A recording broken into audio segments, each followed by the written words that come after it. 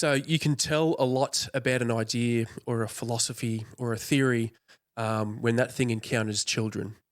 And I mean that in a few ways.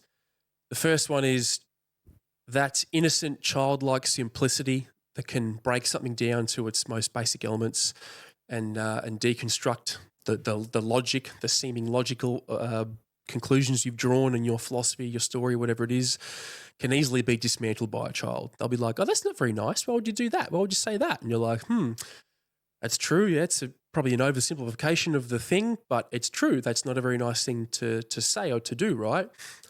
So then we justify it and we go, yeah, well, you're just a child, you don't understand, and the world's more complex than that, right?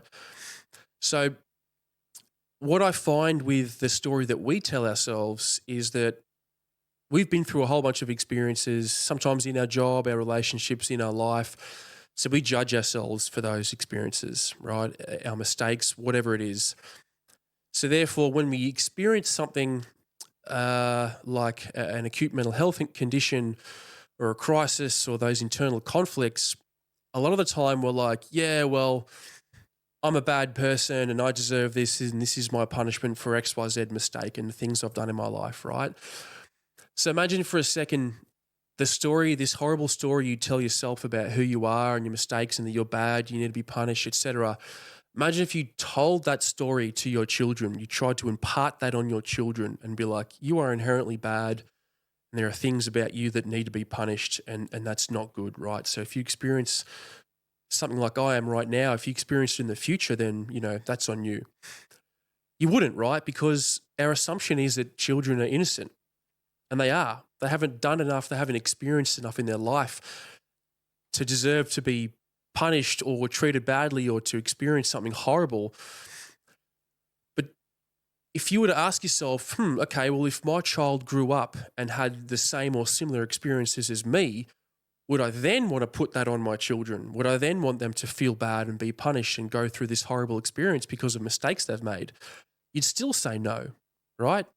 Because to you, you love your children. You're like, even though you make mistakes, that's okay. You don't deserve the pain and the suffering.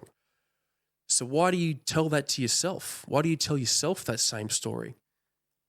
At some point, you were a child that was totally innocent and your parents loved you, or whoever it was in your life loved you and would not wish this thing that you're going through right now. They wouldn't wish it on you.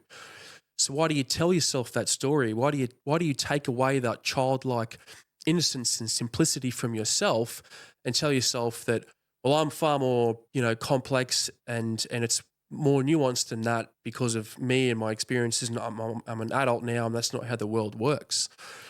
Why would you tell yourself that if you don't tell the same story to your children? So have that same compassion for yourself, that same childlike simplicity and innocence for your own situation than you would if you had children. Even if you don't have children, imagine telling those horrible things in your head to a child and wanting to impart that on them. You wouldn't want to, so don't do it to yourself.